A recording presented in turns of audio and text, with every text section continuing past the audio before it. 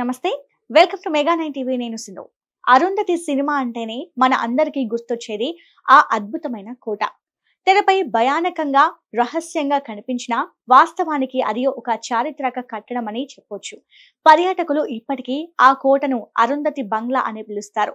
ఎంతో పేరుగాంచిన ఆ పురాతన కోట ఎక్కడ ఉంది? దాని చరిత్ర ఏంటో తెలుసుకోవాలంటే లెట్స్ వాచ్ ది స్టోరీ.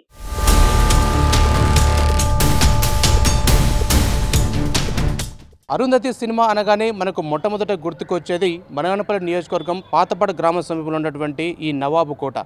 120 ఏళ్ల చరిత్ర కలిగినటువంటి ఈ కోట ప్రస్తుతం బీటలు బారుతుందని మనం చెప్పుకోవచ్చు.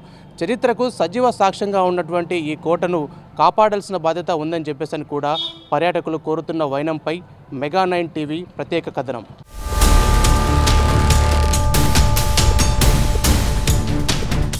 అరుంధతి సినిమా వల్ల అనుష్కకు ఎంత మంచి పేరు వచ్చిందో ఆ సినిమాలోని కోటకు కూడా అంతే పేరు వచ్చింది. నంద్యాల జిల్లా బనగానపల్లి మండలం పాతపాడు గ్రామ శివార్లో ఉన్న ఈ నవాబు కోటకు 120 ఏళ్ల చరిత్ర ఉంది. ఈ బంగ్లాను బనగానపల్లి చివరి నవాబు అయిన మీర్ ఫజల్ అలీఖాన్ సుమారు 120 ఏళ్ల క్రితం నిర్మించారు. ఆ కాలంలో ఇది వైభవం, శిల్పకళ, విలాసాల ప్రతీక అని చెప్పవచ్చు. కాలక్రమేణా నవాబు పాలన ముగిసిన ఈ కట్టడం మాత్రం ఎన్నో కథలు, జ్ఞాపకాలను తన గోడలలో దాచుకుంది.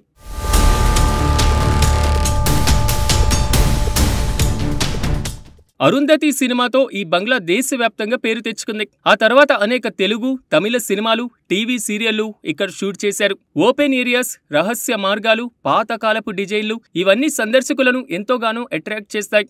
ఈ కోటను చూసేందుకు నిత్యం పర్యాటకులు ఈ ప్రాంతానికి వస్తూ ఉంటారు. బనగానపల్లె నియోజకవర్గానికి వస్తే ఖచ్చితంగా ఈ అరుంధతి కోటను చూడకుండా వెళ్లరు.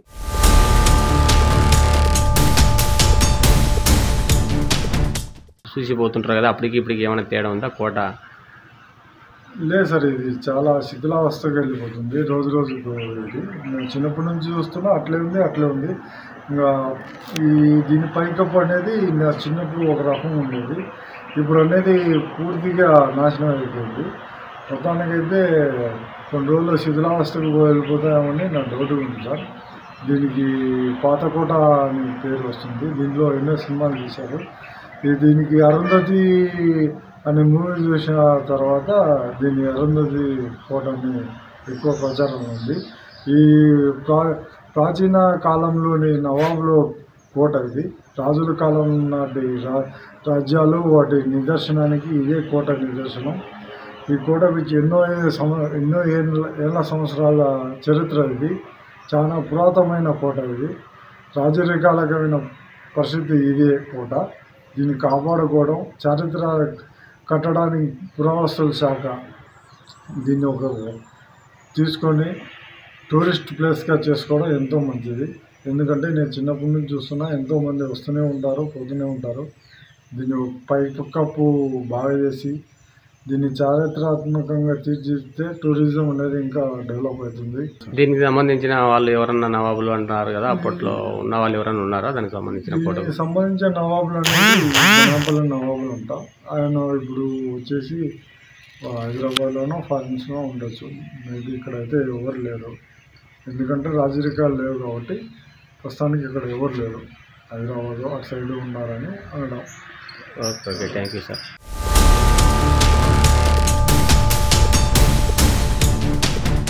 అద్భుతమైన ఈ కట్టడం ప్రస్తుతం శిథిలా వ్యవస్థకు చేరుకుంటుంది.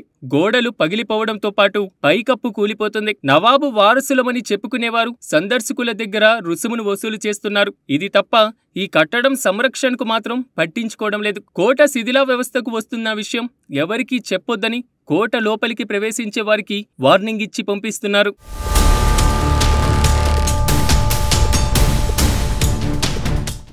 పెద్దయినా మీరు ఇక్కడికి ఎన్ని రోజుల నుంచి వస్తున్నారు, ఎప్పుడు వస్తున్నారు? సార్ మేము 10 సంవత్సరాల నుండి ప్రతి సంవత్సరం 4-5 మాటలు వస్తూ పోతూ ఉంటాం సార్. ఇక్కడ మాకు యాగంటీశ్వరు దేవాలయం దర్శనం పోతూ ఈ బంగ్లా దగ్గర నిలబడి కాసేపు బంగ్లా కట్టడాల గురించి కానీ, ఆ పురాతన కట్టడాల గురించి కానీ, ఏదో నవాబు గారు ఇక్కడ పరిపాలన చేసినారని నవాబ్ బంగ్లాగా, పాతపాడు బంగ్లాగా మేము మా చిన్నప్పుడు మా పెద్దలు చెప్తుంటే విన్నాం సార్. ప్రభుత్వం దీనికి ప్రత్యేకంగా ఏం పేరు పెట్టినారు అప్పట్లో నవాబు గారు? ముఖ్యంగా పాతవాడి బంగ్లా అని ఏదో సుందరి ఏదో ఇంకొక పేరు కూడా అరుంధతి బంగ్లా అని విన్నాం సార్. మళ్ళీ దీని అభివృద్ధి అప్పుడు బాగుండేది, ఇప్పుడు బాగుండేది? అప్పుడు ఫస్ట్ చిన్నప్పుడు బాగుండేది సార్. కాలక్రమేణా దీనికి రక్షణ లేకపోవడం, దోకా చేసే వాళ్ళు లేకపోవడం వల్ల శిథిలావస్థకు చేరింది. ఇప్పుడు ఇప్పటికి అప్పటికి ఏమైనా మార్పు ఉంది? మీరు అప్పుడు వస్తున్నారు, ఇప్పుడు వస్తున్నారు, దాదాపు మార్పులు సార్. ఈ ఏరియాలో అప్పుడు మెట్ట పొలాలు ఉండేవి, ఇప్పుడు బాగా తోటలు అయినాయి. చుట్టుపట్టు పొలాలు, బోర్లు, దద్దనాల చెరువు నీరు, తర్వాత కొన్ని శ్రీశైలం కుడిగట్టు కాలువ నీరు, పొలాల అభివృద్ధి, జనం విద్యార్థులు ఎక్కువైనారు, నాగరికత ఎక్కువైంది. అభివృద్ధి చేస్తే జనం ఎక్కువ కాసేపు నిలబడి చూసి ఆహ్లాదంగా మా ప్రచారంలోకి వస్తుంది సార్. మీరు దాదాపు ఎన్ని సంవత్సరాల నుంచి ఇక్కడికి రావడం జరుగుతుంది? నాకు ఇప్పుడు 70 సంవత్సరాలు దాటుతున్నాయి సార్. నేను ఒక 10 సంవత్సరాల పిల్లప్పుడు ఉంటే ఎవరైనా వివాహాలకు, పెళ్ళిళ్ళకు లేదా దేవుని చూడడానికి వస్తూ పోతూ నాకు అనుభవం ఉంది సార్. అంటే ఇప్పుడు ఈ బంగ్లా పడిపోవడానికి దాదాపు పేప్ కప్ అంతా పడిపోతుంది, దాని గురించి మీరు ఏం మాట్లాడాలనుకున్నారు? ప్రభుత్వం వారు ఈ పైకప్పుల్లో తీసేసి మళ్ళీ కప్పు వేసి సుందరీకరణ, ఈ కాలం తగినట్టు ఏదైనా రంగులు వేసి సుందరీకరణ చేయాలని ప్రభుత్వానికి మనవి సార్. ఇప్పుడు ఈ బనియాపల్లి నుంచి దాదాపు పాతపాడు దగ్గర ఉంది, ఎన్ని కిలోమీటర్లు వచ్చేది? దాదాపు ఒక 7-8 కిలోమీటర్లు ఉంటుంది సార్. 10 కిలోమీటర్ల లోపు. 10 కిలోమీటర్ల లోపు ఉంటుంది.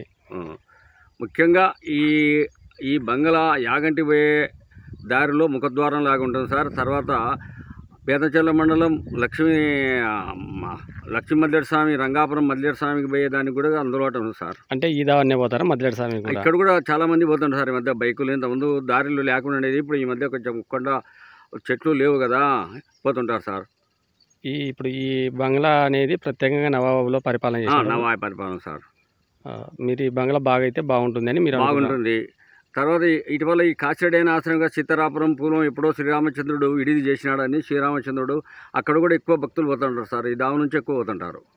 మొత్తానికి ఈ బంగ్లా చూసే వాళ్ళు చాలా మంది సుందరీకరణ చేసి కొంచెం పర్యాటక కేంద్రంగా చేస్తే చాలామంది ఏదైనా తెచ్చుకునే అల్పాహారం తిని కాసేపు కూర్చొని తిలకించిపోతారని నా మనవి సార్.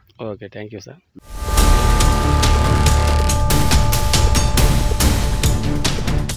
ఒకప్పుడు తెరపై మాయ, భయం, రహస్యం నింపిన అరుంధతి బంగ్లా నిజ జీవితంలో మాత్రం కాలపు దెబ్బలకు ఓటమి అంగీకరిస్తుంది. సరైన సంరక్షణ లేకుంటే మన చరిత్రలోని మరో అందమైన పుట శూన్యమవడం ఖాయంగానే చెప్పాలి.